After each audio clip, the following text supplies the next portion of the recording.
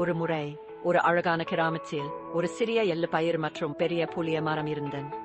எள்ளு பயிர் அடிக்கடி புளிய மரத்தை பார்த்து தன்னைத்தானே பெருமைப்பட்டுக் கொள்வது. நான் இங்கே இளைய அழகான செடியா இருக்கிறேன், நீ மட்டும் பெரியதாகவும் பழையதாகவும், எனக்கு என்ன பொருத்தம்? நீ இளம் பிள்ளை, என்ன பற்றி எதுவும் அறியவில்லை.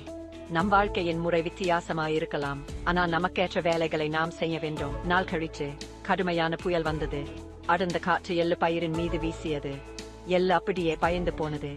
ஐயோ, நான் இப்போது இதுக்கெல்லாம் எதிர்வது கடினம். என்னால் தப்பிக்க முடியுமா? ஆனா புளிய மரம் தடுமாறாமல் நிலைத்துக் கொண்டிருந்தது. புயலின் சீற்றத்தில் அமைதியாயிருந்து பார்த்தால் நீ தப்பிக்கலாம்.